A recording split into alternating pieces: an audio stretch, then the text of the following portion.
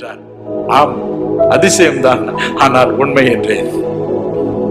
நான் சொன்னேன், என் வாழ்க்கை சரிதை. ஒரு நாள் 1955 ஆண்டு பிப்ரவரி மாதம் 11ஆம் தேதி பிஎஸ்சி பட்ட படிப்பில் தோற்றதினால், வேலையில்லா திண்டாட்டத்தினால், சரீர நோயினால், வறுமையினால் வாடி ரயில் தண்டவாளத்தை நோக்கி போய்க் கொண்டிருந்தேன், தற்கொலை செய்து கொள்வதற்காக.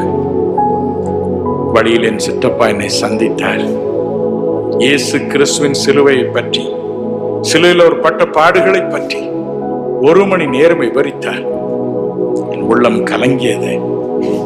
எனக்காக கடவுள் இப்படி உயிரை கொடுத்தாரா என்று எண்ணினேன்.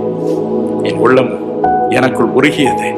வீடு திரும்பினேன். மகாலிங்கம் அவரை நோக்கி கதறினேன். 4 மணி நேரம் என் பழைய வாழ்க்கை எனக்கு முன்பதாக வந்தது. நான் குடித்த சிகரெட், பெற்றோருக்கு இழைத்த தீங்கு, ஆசிரியருக்கு இழைத்த தீங்கு எல்லாம் என் கண்முன் தோன்றியது. மகாலிங்கம், ஆண்டவரே, என்னை உம்முடைய இரத்தத்தினால் கழுவும், சிலுவையிலிருந்து வழியும் இரத்தத்தினால் கழுவும் என்று கதறினேன். மகாலிங்கம், என்னை அவர் கழுவினார். இந்த சிகரெட்டின் மேல் உள்ள ஆசையே போய்விட்டதப்பா என்றேன். அவர் கண்களில் கண்ணீர். நாட்கள் கடந்தன. ஒரு நாள் நான் தஞ்சாவூருக்கு போயிருந்தேன். அவரை மறுபடியும் பார்க்க விரும்பினேன். என் நண்பரிடம் கேட்டேன், மகாலிங்கம் எங்கே? ஒருவரும் பதில் சொல்லவில்லை. முகத்தை தொங்க போட்டுக் கொண்டார்.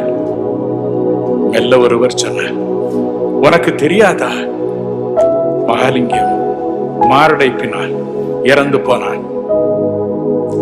மனம் கசந்தழுதே. என் அன்புக்குரியவர்களே, இந்த உலகத்தின் இச்சைகள் நமக்கு உபத்திரவத்தை கொண்டு வருகின்றன. ஆனால் தேவகுமாரனாகிய இயேசுவோ இந்த இச்சைகளை, இந்த ஆசைகளை சிலுவையில் அறையும்படிக்கு நமக்கு தம்முடைய இரக்கத்தை, கிருபையை கொடுக்கிறார்.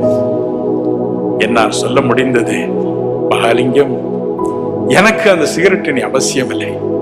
இயேசு கொடுக்கும் இன்பம், இயேசு கொடுக்கும் சமாதானம் அந்த இச்சை என்னை விட்டு அகற்றி விட்டதப்பா என்று சொல்ல முடிந்தது.